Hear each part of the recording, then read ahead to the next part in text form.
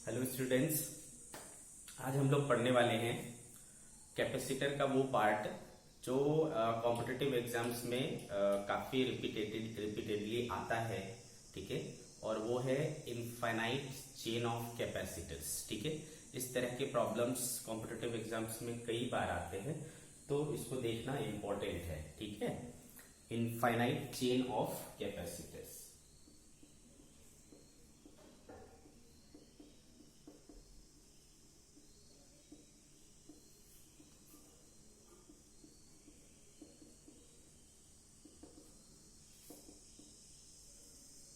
सी, कई बच्चों को ये काफी टफ लगता है, बट ये एक्चुअल में बहुत ही आसान है।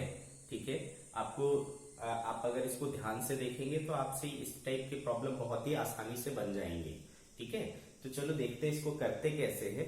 एक्चुअली में हम इसको एक एग्जाम्पल के थ्रू ही समझने की कोशिश करेंगे। ठीक है, चलिए देखते हैं। सपोज हम एक इनफाइनाइट चेन बनाते हैं, क्रिएट करते हैं, जिसमें कई सारे कैपेसिटर्स लगे हों। सपोज मैं ले लेता हूं भाई, ये पॉइंट ए है, ये पॉइंट बी है, एक कैपेसिटर लगाया मैंने, फिर ये एक कैपेसिटर लगा हुआ है, ये मान लो 4 microfarad, this is 2 microfarad, again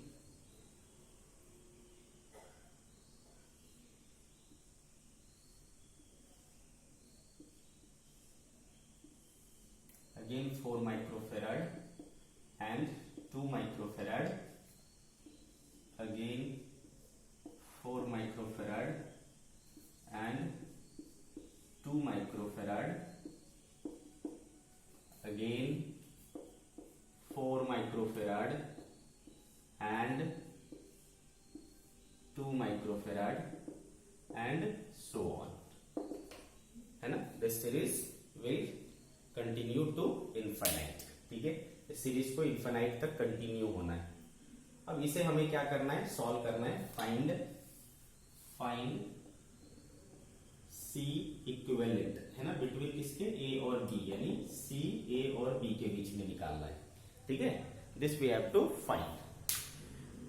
अब अगर आप एक चीज को गौर से देखो बच्चों, ठीक है, ऐसे प्रॉब्लम में जो भी इनफाइनाइट चेन का प्रॉब्लम होगा, उसमें आपको एक बहुत ही कॉमन सा चीज दिखेगा। वो क्या है कॉमन चीज, आप देखो तो बच्चों, अगर मान लो मैं इस चीज को काट दूं ऐसा, ठीक है, फिर इस चीज को भी काट दूं ऐसा, फिर इस चीज को भी काट दूं ऐसा, तो आपको क्या दिख रहा है कि ये वाला पार्ट, फिर ये वाला पार्ट, फिर ये वाला पार्ट सभी एक ही जैसे है। दिख रहे क्या, है ना, ये देखो, ये देखो, ये देखो, है ना, सभी क्या दिख रहे हैं हमको, एक जैसे ही दिख रहे हैं। आपको हर इनफाइनाइट चेन वाले प्रॉब्लम में ये प्रॉपर्टी मस्ट है, दिखेगा ही दिखेगा। क्लियर है, तो आपको ये समझ में आता है कि एक ही जैसे चीजों से जुड़ जुड़ करके ये इनफाइनाइट तक बना हुआ है। ठीक है, तो हम इसको क्या कहते हैं, एक यूनिट। ठीक है, ऐसे यूनिट से जुड़ जुड़ करके ये बना हुआ है। तो ये एक यूनिट है, फिर ये अगला यूनिट है, फिर ये अगला यूनिट है, ये इस तरीके से इनफाइनाइट तक कंटिन्यू है। ठीक है, ऐसे हर प्रॉब्लम में आपको दिखेगा। अंडरस्टूड। ठीक है बच्चों, तो ये एक यूनिट हुआ। क्लियर। अब ये इनफाइनाइट तक का चेन है। ठीक है, कंसेप्ट समझिए आप, इसमें क्या है, तो इनफाइनाइट मतलब क्या है भाई, अनंत, है ना। इनफाइनाइट में से अगर एक यूनिट जोड़ दो तो आप ये नहीं कह सकते कि इनफाइनाइट -1 हो गया। इनफाइनाइट -1 भी क्या होता है बच्चों, इनफाइनाइट ही होता है। अगर मैं उसमें एक यूनिट ऐड कर दूं तो भी वो क्या होगा, इनफाइनाइट +1 तो नहीं कहेंगे उसको, हम लोग क्या बोलेंगे, इनफाइनाइट ही बोलेंगे। आ रही क्या बात समझ में, क्लियर है। तो वैसा ही कुछ ये है, जैसे आप समझो, मान लो एक समुद्र है, समुद्र से एक गिलास पानी बाहर ले लो तो क्या उसके लेवल में कोई चेंज आएगा, या एक गिलास पानी उसमें ऐड कर दो तो क्या उसके लेवल में चेंज आएगा, नहीं। ठीक है, वो फिर भी उतना ही रहेगा। वैसा ही कुछ कंडीशन इसके साथ, क्योंकि ये इनफाइनाइट है, इसमें से अगर मैं एक यूनिट साइड कर लूं तो भी, है ना, अगर मैं इसका एक यूनिट साइड कर लूं बच्चों, तो भी जो रिमेनिंग पार्ट बचेगा that will still be a infinite chain of series. आ रही बात मेरी समझ में? तो आपको क्या करना है, एक यूनिट मान लो अलग कर दिया, ठीक है, दिस यूनिट, ठीक है, तो ये देखो क्या हो गया भाई, ठीक है, ये यूनिट अलग हो गया। फिर आगे जो बचा वो देखो तो कुछ इस तरीके से हो गया,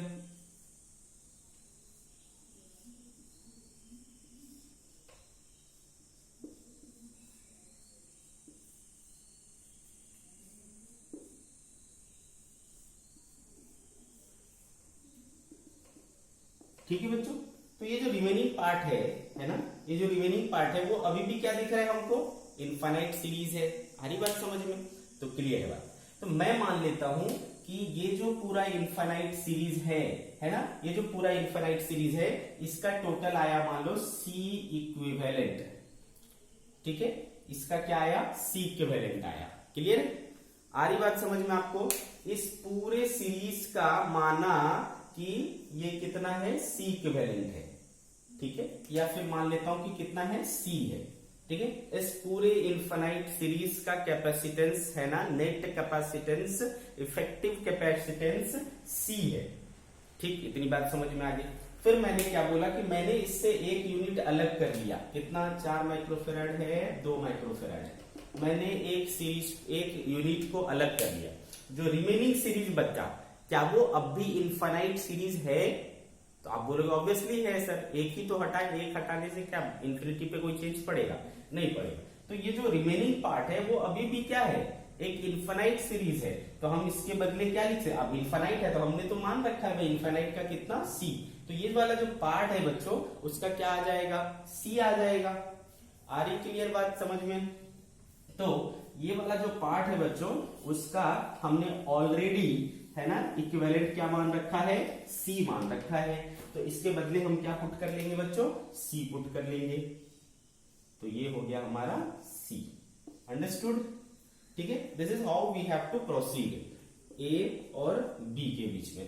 तो अब ये सी हो गया। अब ये जो पार्ट था बच्चों वो इनफाइनाइट सीरीज था। अब इनफाइनाइट में ये वापस वन यूनिट क्या, ये वाला यूनिट क्या हो गया, एड अप कर दिया, वापस ये वाली यूनिट एड अप हो गई। तो जैसा मैंने पहले बोला था कि इनफाइनाइट में से एक माइनस कर लो या इनफाइनाइट में से एक ऐड कर लो, वो रहेगा तो क्या इनफाइनाइट ही रहेगा। क्लियर है बात? अच्छे से समझ में आ रही है? इनफाइनाइट में से एक माइनस कर लूं या इनफाइनाइट में प्लस कर दूं, इनफाइनाइट इनफाइनाइट ही रहेगा। सिमिलरली, ठीक है, तो ये इनफाइनाइट सीरीज में वापस ये वाली यूनिट ऐड हो गई, तो अब भी ये क्या है, इनफाइनाइट सीरीज ही है। और इनफाइनाइट सीरीज का हमने क्या मान रखा है, इसका टोटल इक्विवेलेंट क्या आना चाहिए, सी आना चाहिए। टोटल इक्विवेलेंट क्या आना चाहिए, सी आना चाहिए। ठीक है भाई, तो इसमें अभी क्या क्या है देखो तो, ये और ये किस में दिख रहे हैं आपको, पैरेलल में दिख रहे हैं। तो इनका क्या हो जाएगा बच्चों, C+2। तो इसका इक्विवेलेंट हम बना लेंगे बच्चों। चलो ये हो गया, इन दोनों का इक्विवेलेंट क्या हो जाएगा बच्चों, पैरेलल है तो C+2 हो गया, एंड A और B, और ये कितना है बच्चों, 4। क्लियर है? अब ये दोनों किस में दिख रहे हैं, ये दोनों सीरीज में दिख रहे हैं। तो सीरीज में क्या होता है बच्चों, प्रोडक्ट। तो 4 into C+2 upon C+2 plus 4 है ना। तो बच्चों ये जो ये इक्विवेलेंट आया ए और बी के बीच में, और ए और बी के बीच में क्या था, इनफाइनाइट सीरीज था। तो इनफाइनाइट सीरीज का हमने क्या मान रखा है, इसको इक्वल टू सी आना चाहिए। इनफाइनाइट सीरीज का सी माना था ना, तो उसको आना चाहिए इक्वल टू सी। चलो इसको सिंप्लीफाई करेंगे तो हो गया बच्चों C+6। तो C into C+6 is equals to 4 into C+2 है ना, ऐसा। तो ये देखो सिंप्लीफाई होकर के क्या हो गया, C² plus 6C equals to 4C plus 8। ठीक है, ये इधर जाएगा बच्चों, C² minus sorry plus 2C and minus 8 is equals to 0 है ना, ऐसा आ गया बच्चों हमारे पास एक बाइक्वाड्रेटिक इक्वेशन आ गया। ठीक है भाई, हमको निकालना क्या है, C निकालना है ना, यही हमारा C इक्विवेलेंट हमने मान रखा था इस इनफाइनाइट सीरीज का। तो बड़े ही आसानी से हम इस बाइक्वाड्रेटिक इक्वेशन को सॉल्व करके फाइंड आउट कर सकते हैं चलो देखते हैं। तो देखो बच्चों क्या हो जाएगा इसका, c equals to -2 plus minus square root B square 4 -4 a and c -8 upon बच्चों 2। सो -2 प्लस -4 एंड दिस 8 4 जा 32, तो 32 एंड 4 36 अपॉन 2। सो ये हो गया बच्चों -2 plus -6 upon 2 is equals to -2 plus 6/2 and -2 -6/2। तो ये वाला पार्ट क्या दे देगा बच्चों, नेगेटिव है ना, इससे नेगेटिव रिजल्ट आएगा और कैपेसिटेंस की वैल्यू नेगेटिव नहीं हो सकती, तो ये इग्नोर हो जाएगा। 6 - 2 क्या हो गया बच्चों 4/2 क्या हो गया 2 माइक्रोफेराड। सो सी इक्विवेलेंट है ना इस इनफाइनाइट चेन का कितना हुआ 2 माइक्रोफेराड। ठीक है, तो देखो कितने आसानी से इसका हमें सॉल्यूशन मिल गया। क्लियर है। तो आपको बेसिकली मैंने क्या बोला बच्चों, वो पूरा इनफाइनाइट सीरीज का आप कुछ मान लो, पहले उसमें से एक यूनिट को साइड कर लो, जो रिमेनिंग है उसके बदले क्या लगा लो, क्योंकि वो अभी भी इनफाइनाइट चेन ही है, तो उसके बदले जो आपने मान रखा है उसको रख लो, फिर से वापस सिंप्लीफाई करो और उसका इक्विवेलेंट क्या आना चाहिए, वही आना चाहिए जो इनफाइनाइट सीरीज का है। क्लियर। तो this should be your approach to solve such type of question. We will take one more example so that कि हमें और अच्छे से क्लैरिटी मिले। चलो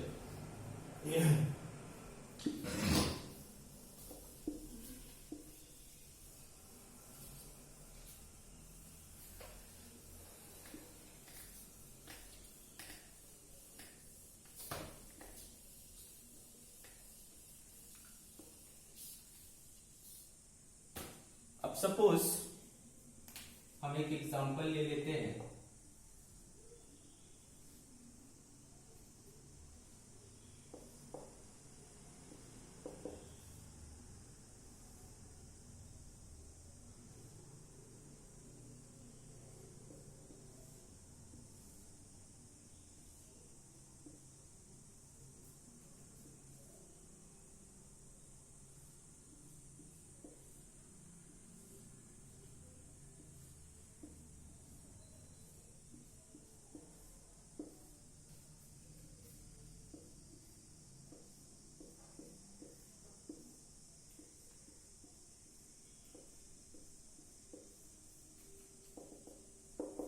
तो ये हमारा हो गया एक, अगेन हमारे पास एक इनफाइनाइट सीरीज मिल गया बच्चों।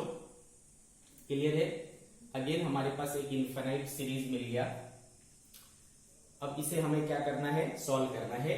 मान लो ये हर एक जो कैपेसिटर है वो इक्वल कैपेसिटर है सी का। ठीक है, सी सी सी सी और सी। ठीक है, इस तरीके से।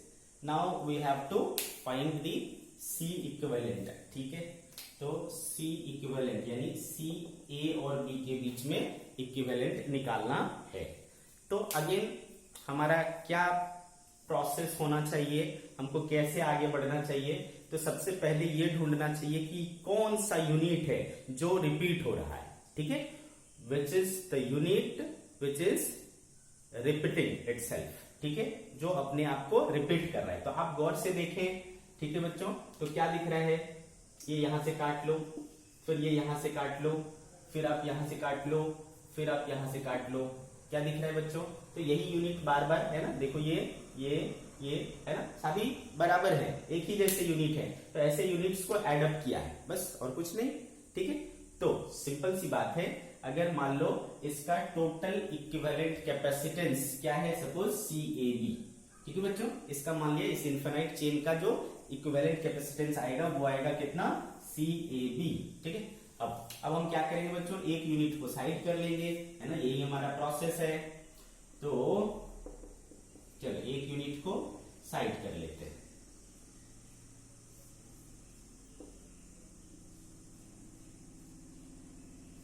ठीक है बच्चों, इतने यूनिट को क्या कर लिया मैंने, साइड कर लिया। अब जो रिमेनिंग बचा देखो,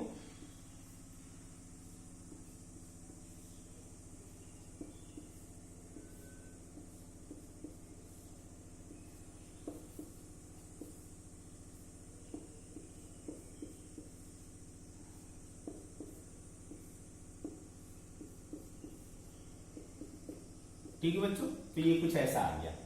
तो अभी भी ये वाला पार्ट क्या है, अभी भी ये वाला जो पार्ट है वो क्या है, इनफाइनाइट चेन है। और अगर ये अभी भी इनफाइनाइट चेन है तो इसका क्या आना चाहिए, वही आना चाहिए जो इनफाइनाइट का होना चाहिए। और इनफाइनाइट का हमने क्या मान रखा है, CAB। तो इसके बदले वी कैन पुट, है ना बच्चों, तो इसके बदले हम रख सकते हैं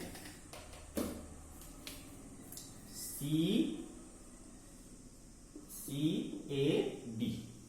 अंडरस्टूड। इसके बदले हम क्या रख सकते हैं, CAB। बहुत अच्छा। अब देखो इसका वैल्यू क्या है बच्चों, इसका वैल्यू है C और इसका भी वैल्यू क्या है, C। ठीक है। अब देखो इसको हम कैसे सॉल्व कर सकते हैं, दिस एंड दिस क्या है, सीरीज में है बच्चों, तो इसके बदले हो जाएगा क्या,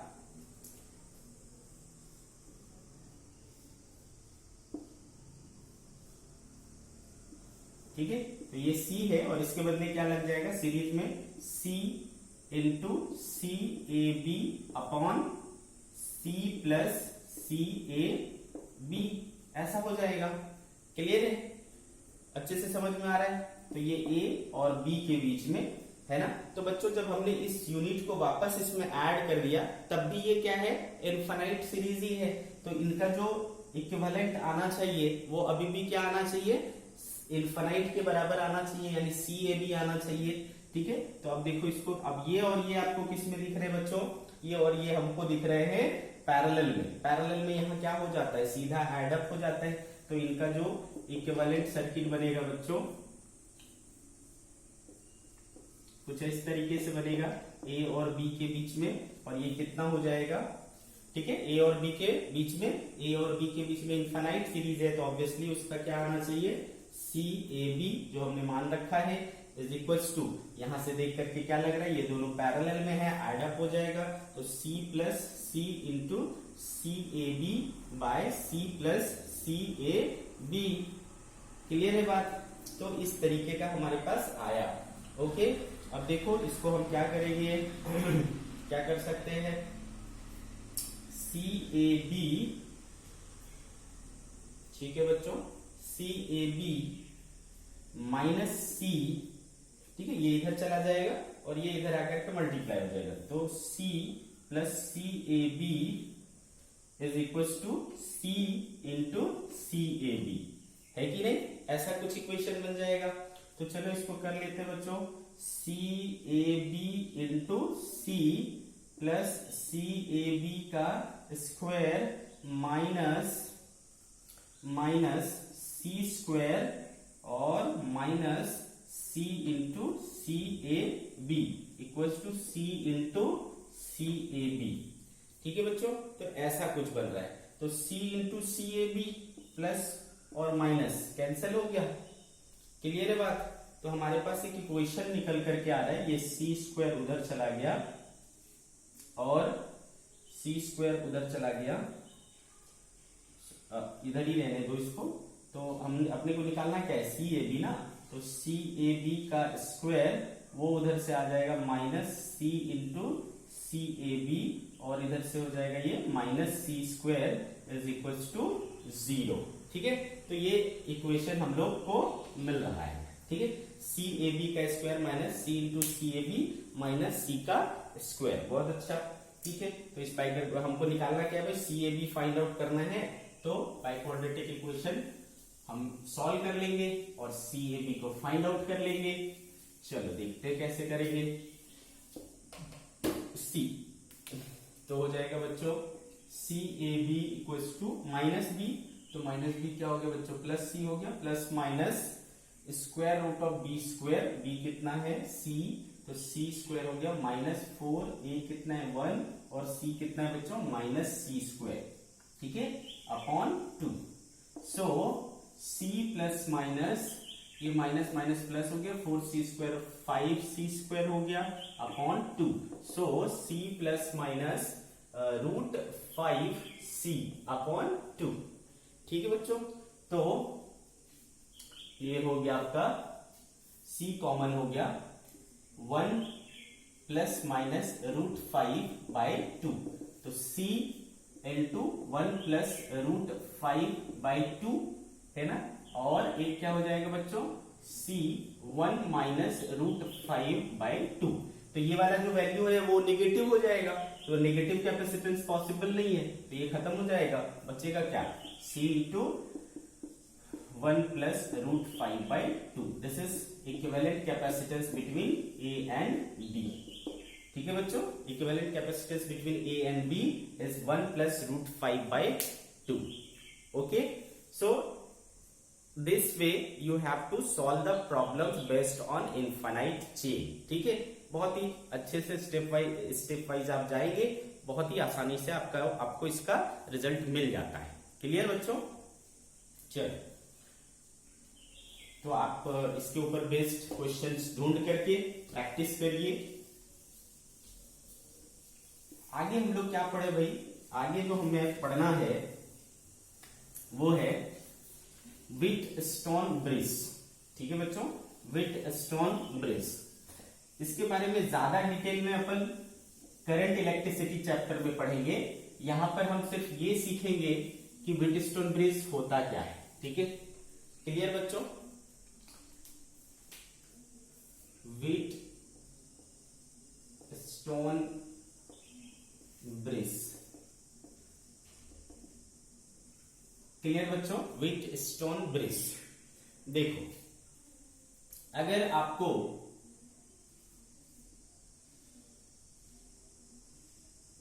एक क्वाड्रिलेटरल फॉर्म करना हो, ठीक है, आपने एक क्वाड्रिलेटरल फॉर्म कर लिया, ठीक है, चलो भाई हमने कर लिया। अब क्वाड्रिलेटरल के 4 साइड्स हैं, उन हर एक साइड्स में आप क्या करो, एक एक कैपेसिटर ऐड कर लो।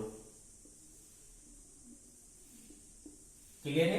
एक क्वाड्रिलेटरल के 4 साइड्स होते हैं, हर एक साइड में आपने एक कैपेसिटर ऐड कर लिया। इस पॉइंट को मान लो बोला मैंने बच्चों A, इस पॉइंट को बोला मैंने बच्चों B, ये इसको बोला C और इसको बोला D। क्लियर है? अच्छे से समझ में आ रहा है? और यहां पर एक जोड़ लो गैल्वेनोमीटर या कोई भी चीज जोड़ लो। ठीक है, चलो कैपेसिटर ही जोड़ लेता हूं। ठीक है, और A और B के बीच में एक बैटरी ऐड कर लो। A और B के बीच में एक बैटरी ऐड कर लो। मान लो इसका कैपेसिटेंस वैल्यू C1 है, इसका C2 है, इसका C3 है एंड इसका C4 है। क्लियर है? आ रही बात समझ में? तो मैंने अभी तक क्या कहा कि एक क्वाड्रिलेटरल के चारों आर्म्स में, चारों साइड्स में एक एक कैपेसिटर को जोड़ दो। ठीक है, अब एक क्वाड्रिलेटरल के 2 डायगोनल होते हैं, उनमें से एक डायगोनली अपोजिट पॉइंट्स के बीच एक बैटरी ऐड कर लो और रिमेनिंग जो बचा एक डायगोनली अपोजिट पॉइंट्स, उसके बीच में चाहे मर्जी आपका जो कुछ भी जोड़ लो, चाहे मन करे आपका कैपेसिटर जोड़ लो, चाहे मन करे आपका उसमें गैल्वेनोमीटर जोड़ लो, कोई भी कंपोनेंट आ सकता है। क्लियर है? और ये जो है यहाँ पर है ना, आगे चल करके हम देखेंगे कि इसमें हम क्या जोड़ सकते हैं, रेजिस्टर भी जोड़ सकते हैं। तो जब रेजिस्टर की बारी होगी तो हम वहां पर अलग बात करेंगे। कंडीशन सेम ही है। ठीक है, कैपेसिटर हो रेजिस्टर हो, कंडीशन सेम ही है। क्लियर? मेनली वहीं पर यूज होता है। अच्छे से समझ में आ रहा है आपको? तो मैंने बोला कि 4 कैपेसिटर को क्वाड्रिलेटरल के 4 आर्म से इस तरीके से दिखा दो, 2 डायगोनली अपोजिट पॉइंट्स के बीच में बैटरी जोड़ो और 2 डायगोनली अपोजिट पॉइंट्स के बीच में कुछ भी जोड़ो। ठीक है, तो ये हो गई हमारी क्या बोलते हैं, Wheatstone bridge. This is called Wheatstone bridge. मजा तब आता है जब व्हीटस्टोन ब्रिज बैलेंस होता है। ठीक है, तो कब होता है व्हीटस्टोन ब्रिज बैलेंस? ये सबसे इंपॉर्टेंट चीज है। Balanced condition for Wheatstone bridge to be balanced,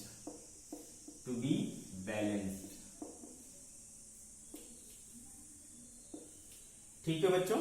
Wheatstone bridge का मजा तब है जब वो बैलेंस हो जाता है। क्लियर? अब ये बैलेंस कब होगा, इसका क्या क्या शर्तें हैं? ठीक है बच्चों, तो पहली शर्त है ये कैपेसिटर और ये कैपेसिटर, इन दोनों का रेशियो, तो C1/C2, और इधर इनका और इनका रेशियो C3/C4 अगर आपस में बराबर हुआ तो ब्रिज बैलेंस कहलाएगा। क्लियर है बच्चों? इनका और इनका रेशियो और इनका और इनका रेशियो अगर आपस में इक्वल है तो ये ब्रिज क्या कहलाएगा? बैलेंस कहलाएगा। क्लियर है? तो ये है इसको पहचानने का तरीका कि ब्रिज बैलेंस है या नहीं है।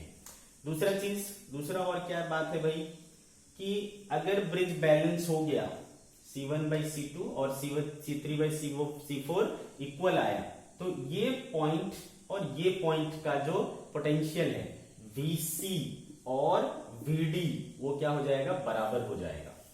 ठीक है? इनके बीच का पोटेंशियल क्या हो जाता है? डिफरेंस जीरो हो जाता है ना? ये दोनों बराबर होंगे तो डिफरेंस क्या होगा? जीरो होगा। ठीक है?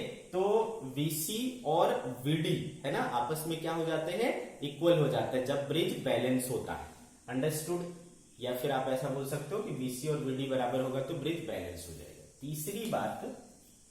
तीसरी बात, अब बच्चों ये दोनों पॉइंट्स के बीच में जब कोई पोटेंशियल डिफरेंस रहा ही नहीं, बात समझ में आ रही है? जब कोई पोटेंशियल डिफरेंस रहा ही नहीं तो इसमें कोई चार्ज जा नहीं सकता, चार्ज फ्लो नहीं कर सकता, क्योंकि चार्ज कब फ्लो होगा? जब हम उसको पोटेंशियल डिफरेंस देंगे। तो पोटेंशियल डिफरेंस है नहीं तो इसमें कोई चार्ज जाएगा नहीं। अगर ब्रिज बैलेंस हो गया तब की बात कर रहा हूं।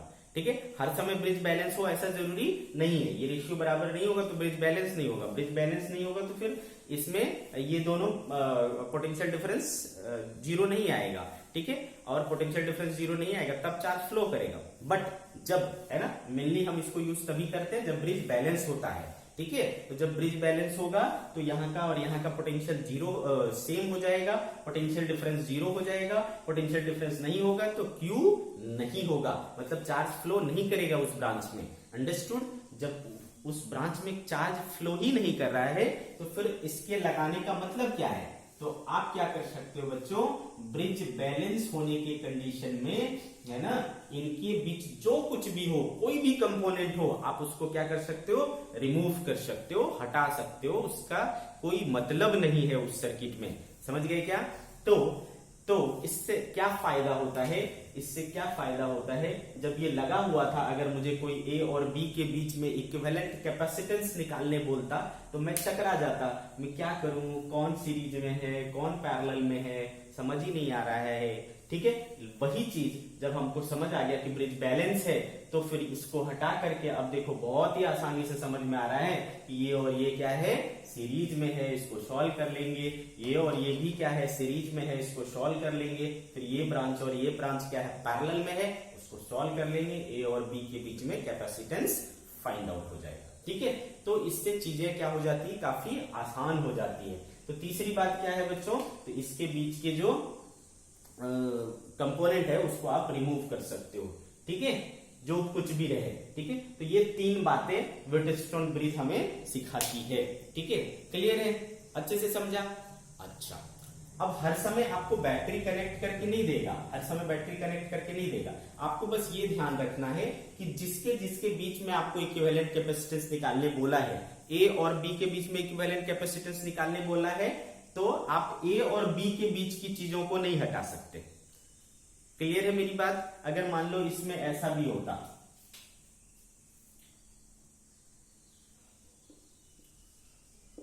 इस तरीके से होता और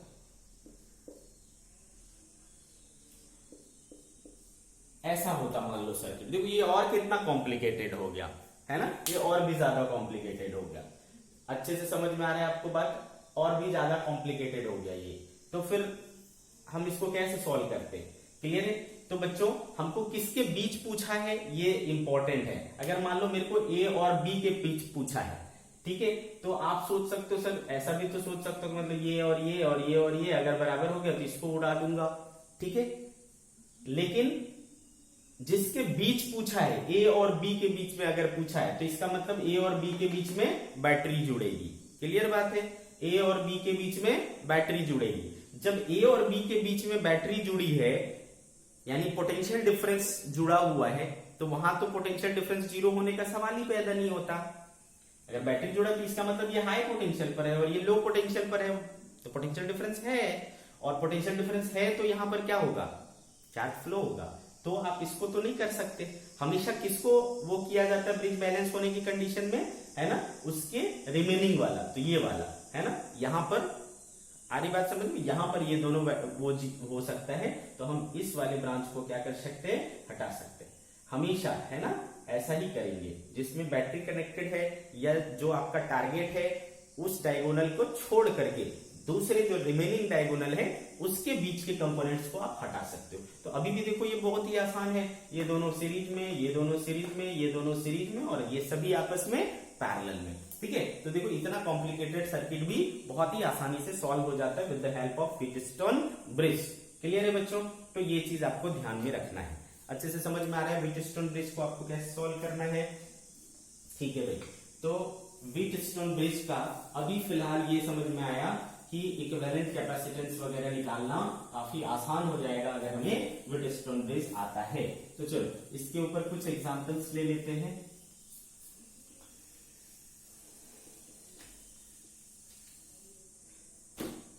एग्जाम्पल, सपोज बच्चों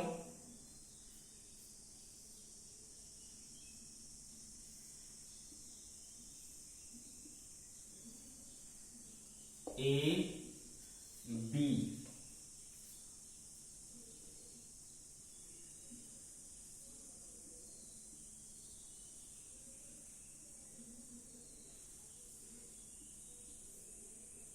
ठीक है। मान लो मैंने एक ऐसा सर्किट बना लिया, इसका भी कैपेसिटेंस C है, C है, C है, C है और C है, इस तरीके से। क्लियर है बच्चों, इसको मान लो मैंने P बोला, इसको मान लो Q बोला। तो हमें निकालना है equivalent capacitance between P and Q। C between P and Q क्या होगा, ठीक है, this we have to find.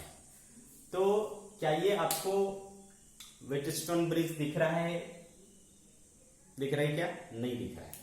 अब देखो मैंने आपको सिखाया था कि ऐसी चीजों को कैसे सॉल्व करना है, पोटेंशियल मेथड से सॉल्व करना है। अब देखो ये वाला पॉइंट यहां तक P ही है, क्लियर, और ये वाला पॉइंट यहां तक क्या है, Q है। इसके बीच में कंपोनेंट जुड़ा हुआ है, कंपोनेंट जुड़ा हुआ है तो इसका पोटेंशियल अलग आएगा। तो मैंने इसका पोटेंशियल क्या ले लिया, R, और इस वाले का क्या ले लिया, S। तो अपने को कितने नोड मिले बच्चे, P, Q, R और S, है ना, ऐसे 4 नोड मिले। हमको निकालना किसके बीच में है, P और Q के बीच में। तो ये रहा मेरा P, ये रहा मेरा Q, और एक ले लिया मैंने R और एक ले लिया मैंने S। तो ये मैंने 4 जो नोड्स थे वो दिखा दिए। अब ये वाला कैपेसिटेंस देखो किसके बीच में जुड़ा हुआ है, P और R के बीच में। तो चलो इसको जोड़ दिया भाई, P और R के बीच में C। फिर ये वाला किसके बीच में जुड़ा हुआ है बच्चों, P और S के बीच में।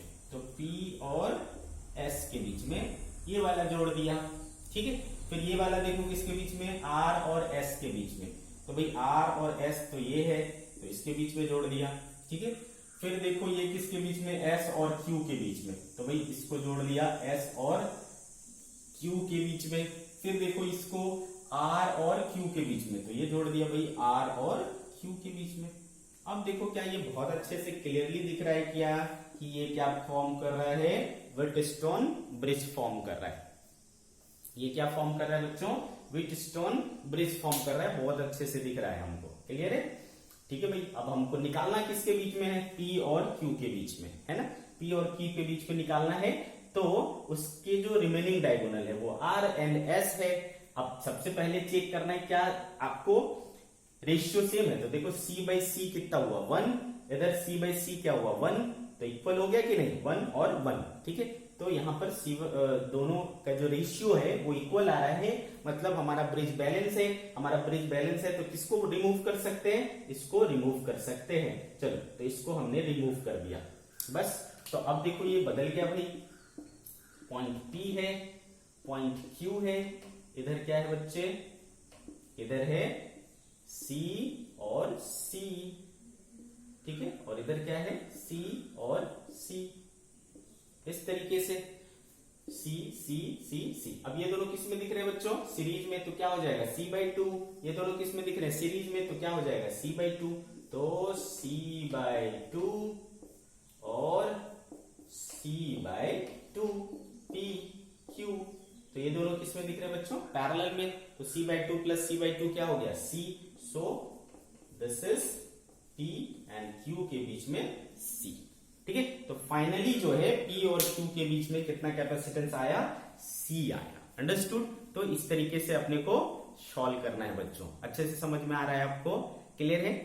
और एक चीज मैं बता दूं, कोई जरूरी नहीं कि हमेशा इसी शेप में आपको दिखे, है ना, व्हीटस्टोन ब्रिज। ऐसा ही शेप हो दिया हुआ, कोई जरूरी नहीं है। जैसा कि आपने यहाँ देखा है ना, यहाँ का शेप कैसा था? अजीब था, लेकिन फिर भी वो देखो, है ना, ये करके सिंप्लीफाई करके उस फॉर्म में आ गया। तो आपको पहचानना पड़ेगा। कभी कभी इस तरीके से रहेगा,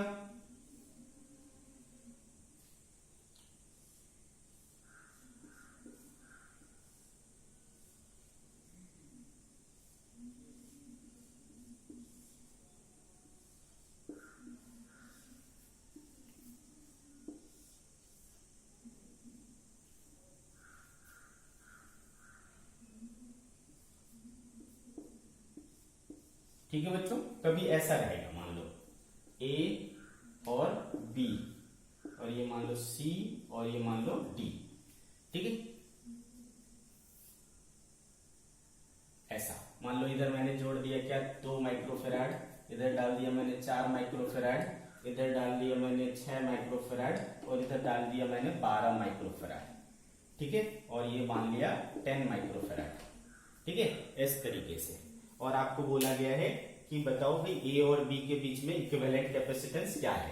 what is the equivalent capacitance between A and B? ठीक है, तो कैसे करना है? सी तो बच्चों सबसे पहले ये पहचानो, क्या ये व्हीटस्टोन ब्रिज है? व्हीटस्टोन ब्रिज है? बताओ। ऑब्वियसली है। ठीक है, ऑब्वियसली है, क्योंकि ये पूरा क्या है भाई? एक ही पॉइंट है ना। ये पूरा क्या है? एक ही पॉइंट है ना, और ये तीसरा और ये चौथा, 4 पॉइंट्स हो गए। ठीक है, एक ब्रांच ये बना, एक ब्रांच ये, एक ब्रांच ये, एक ब्रांच ये, और ये बीच वाला ब्रांच। ठीक है, तो इस तरीके का भी शेप दिखेगा तो आपको समझ जाना है क्या है, ये व्हीटस्टोन ब्रिज है। अब चेक करना है क्या ये ब्रिज बैलेंस है? तो 2/4 क्या हो गया बच्चों? 1/2। 6/12 क्या हो गया बच्चों? 1/2। तो ब्रिज क्या है? बैलेंस है। ब्रिज बैलेंस होते ही इस वाले ब्रांच को क्या कर लेना है? रिमूव। तो इस वाले ब्रांच को हमने कर लिया रिमूव। ठीक है, अब इस ब्रांच को रिमूव करने के बाद क्या बचा बच्चों? ये और ये क्या हो गए? सीरीज में हो गए। तो 4 × 2 अपॉन 4 + 2, 6 2 3 जा, तो 4/3 हो गया इसका। सिमिलरली ये वाला क्या है? सीरीज में, तो 6 × 12 अपॉन 12 + 6 18, 6 3 18, 3 चौके 12। तो इधर वाले का 4 हो गया बेटा, उधर हो गया 4/3। ठीक है, दोनों क्या हो गया? पैरेलल में, तो 4/3 + 4। ठीक है, 4 के 12 4 16/3 माइक्रोफैराड। ठीक है, तो बड़े ही आसानी से हमें चीजें मिल जाती है व्हीटस्टोन ब्रिज के हेल्प से। क्लियर है बच्चों?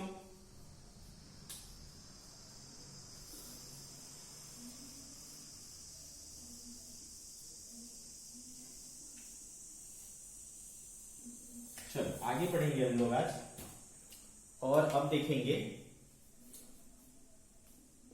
Kirchhoff's rule in capacitor.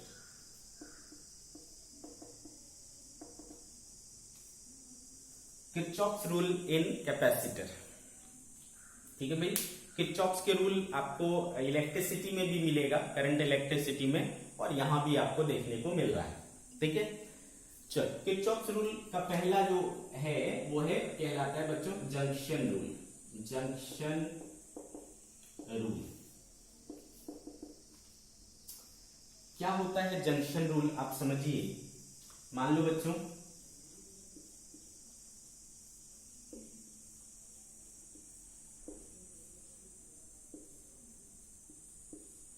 ठीक है, इस तरीके से कुछ बना हुआ है। यहां से एक चार्ज आ रहा है Q1, यहां से एक चार्ज जा रहा है Q2, इधर से एक चार्ज जा रहा है Q3 और यहां से एक चार्ज जा रहा है Q4। क्लियर है?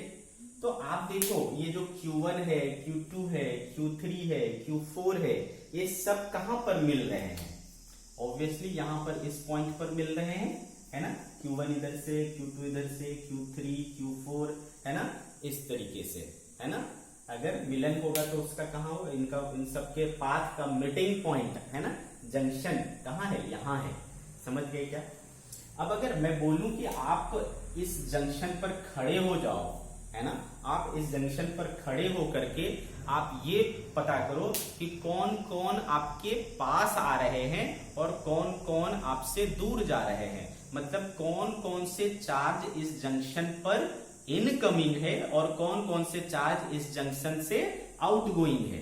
ठीक है, तो आप बोलोगे सर कि Q1 और Q2 जो है वो इनकमिंग है और Q3 और Q4 क्या है? आउटगोइंग है। क्लियर है? अच्छे से समझ में आ रहा है? तो जंक्शन रूल क्या कहता है कि at any junction total incoming charge is equal to total outgoing charge. ठीक है बच्चों, total outgoing charge that is, कौन कौन से हैं इनकमिंग? Q1 प्लस Q2, कौन कौन से हैं आउटगोइंग? Q3 plus Q4। ठीक है, तो this is junction rule. Understood? ठीक है, या फिर इसको दूसरे शब्दों में आप कह सकते हो, इसको इधर ले आऊंगा तो क्या हो जाएगा बच्चों? Q1 plus Q2 minus Q3 minus Q4 is equal to 0। तो भाई जो इनकमिंग है उसको क्या लोगे? प्लस, और जो आउटगोइंग है उसको क्या लोगे? माइनस।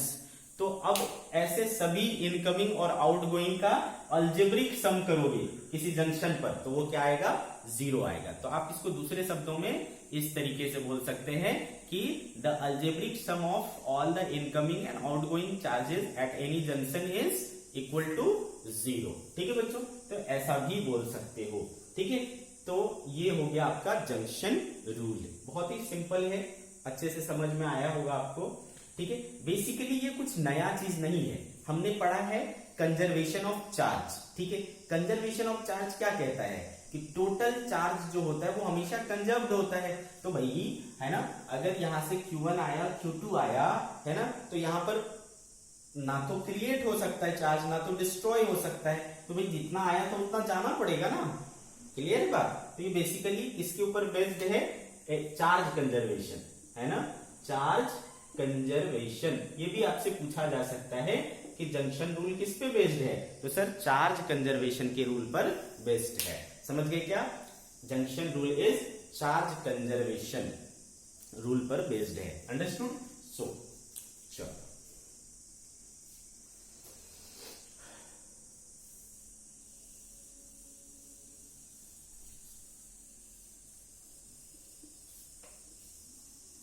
एक एग्जांपल ले लेते हैं इसके ऊपर। सपोज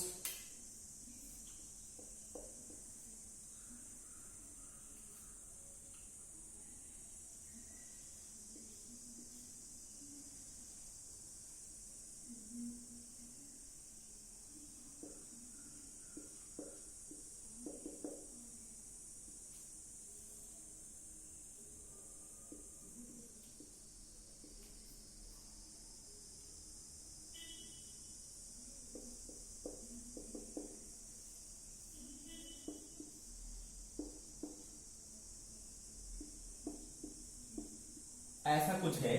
ठीक है, यहाँ का 2 वोल्ट है, प्लस 2 वोल्ट, यहाँ का प्लस 3 वोल्ट और यहाँ का प्लस 6 वोल्ट, और ये इसका क्या है? जंक्शन। क्लियर है बच्चों? ये क्या है? इसका जंक्शन है। बहुत अच्छी बात है। अब अगर आपसे पूछे कि इस जंक्शन का बताओ वोल्टेज क्या है, what is the voltage of this junction, तो भाई क्या करेंगे अपन? मान लेते हैं कि इस ब्रांच से, है ना, क्या चार्ज आया? Q1, इस ब्रांच से क्या आया? Q2, और इस ब्रांच से क्या आया? Q3। क्लियर है? कोई दिक्कत है ना? इधर से क्या आ रहा है, इधर से आ रहा है Q1, इधर से आ रहा है Q2 और इधर से आ रहा है Q3। इस तरीके से हमने मान लिया। हमने क्या पढ़ा है बच्चों? सिंस वी नो दैट क्या होता है, Q बराबर C इंटू V, है ना? Q बराबर क्या होता है, C इंटू V। तो देयरफॉर Q1 इक्वल्स टू क्या होगा बच्चों? और एक चीज आप ध्यान दें, इधर से इधर जा रहा है चार्ज, दैट मीन्स ये हमने माना है, हमारे ऊपर है, हम मान सकते हैं, ठीक है, आर्बिट्ररी है, ठीक है।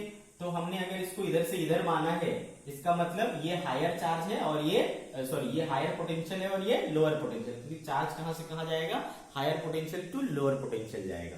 तो ये हायर पोटेंशियल है और ये लोअर पोटेंशियल, इसलिए इधर से इधर जाए। तो डिफरेंस क्या हुआ भाई, 6 माइनस V। आ रही बात समझ में? तो 6 माइनस V और कैपेसिटेंस कितना है, 60। तो 60 इंटू 6 माइनस V। आ रही बात समझ में? 60 इंटू 6 माइनस V, ये हो गया हमारा Q1। सिमिलरली Q2 को हमने इधर से इधर भेजा है ना? तो इधर से इधर भेजा है, इसका मतलब ये हायर है और ये लोअर है। तो Q2 कितना हो जाएगा बच्चों? Q2 हो जाएगा C, इसका है 20 और ये हो गया 2 माइनस V।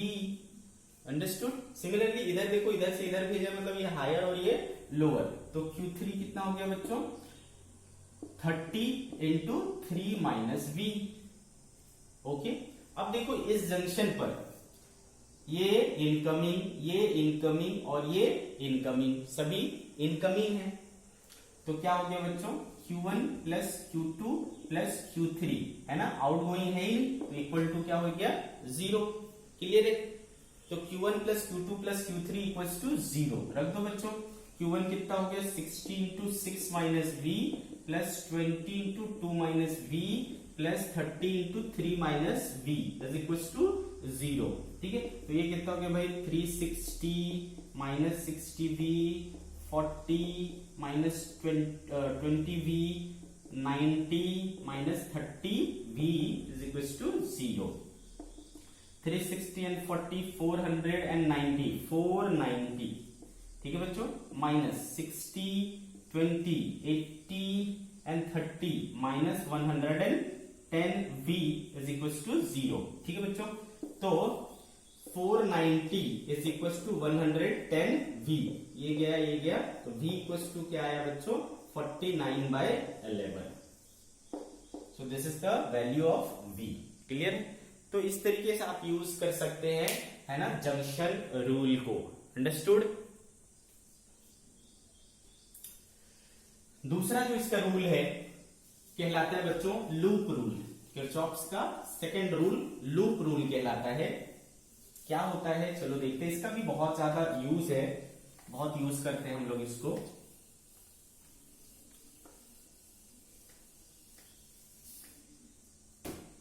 सी सेकेंड है लूप रूल।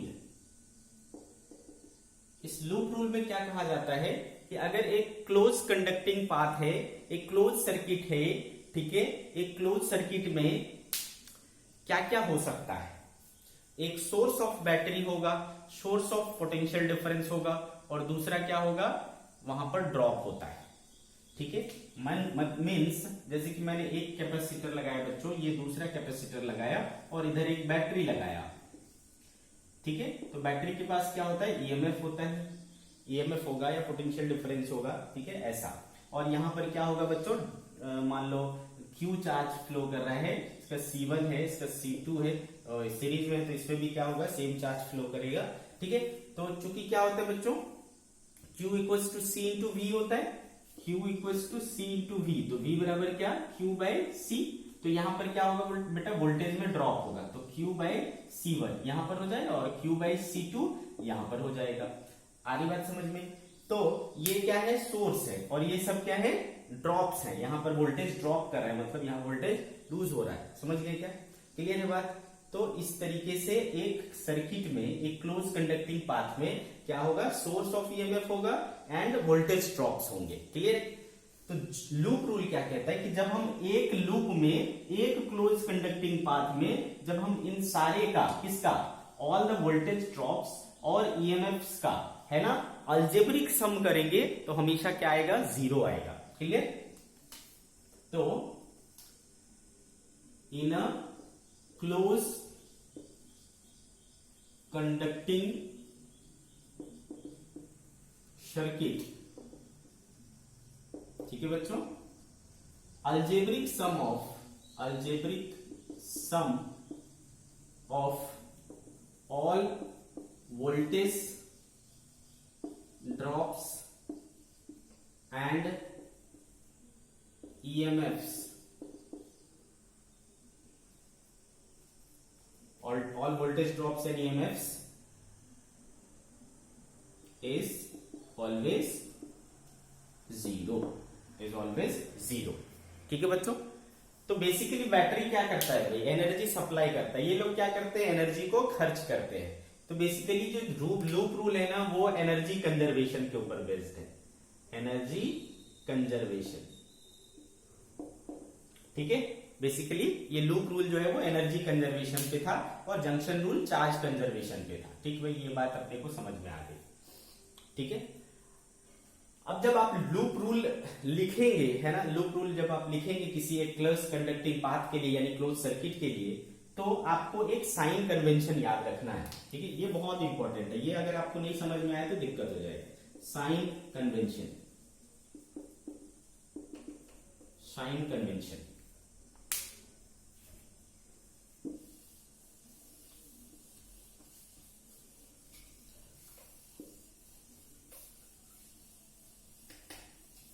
इसको हम लोग एक एग्जांपल के थ्रू करेंगे बच्चों। सी,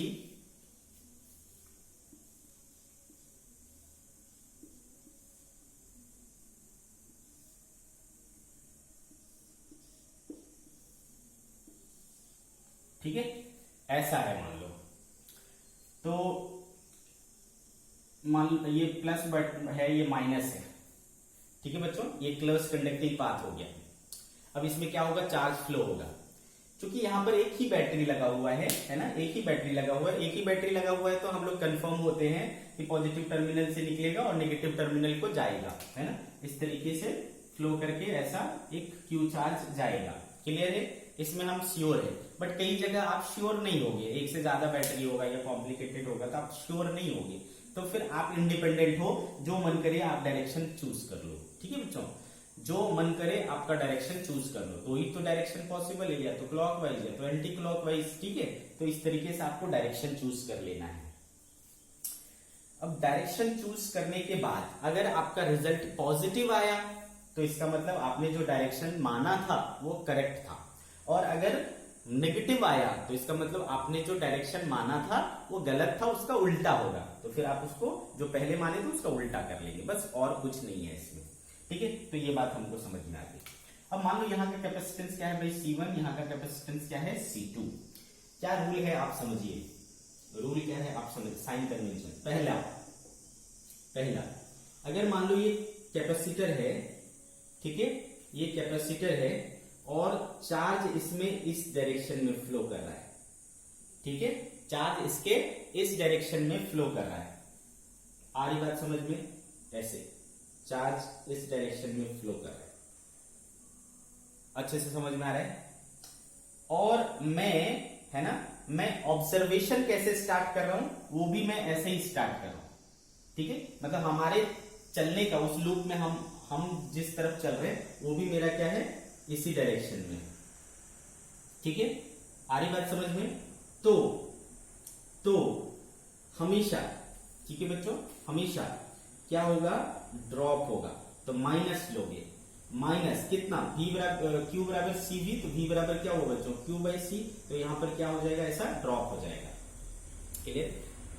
जैसा कि इस लूप में देखो, मैं क्या कर रहा हूं, ऐसा जा रहा हूं, ठीक है बच्चों, और चार्ज पे भी चलने का डायरेक्शन वही है। यहां से मैंने लिखना शुरू किया, यहां से लिखना शुरू किया, यहां से देखना शुरू किया, तो ऐसे गए ऐसे गए ऐसे गए ऐसे, ठीक है। तो यहां पर मैं इस तरफ जा रहा हूं, चार्ज भी क्या हो रहा है बच्चों, इस तरफ जा रहा है, तो यहां पर क्या होगा, ड्रॉप होगा। तो माइनस क्यू बाई C1 कितना हो गया यहां पर, माइनस क्यू बाई C1, बहुत अच्छी बात है। सेकेंड, अगर मान लो इसमें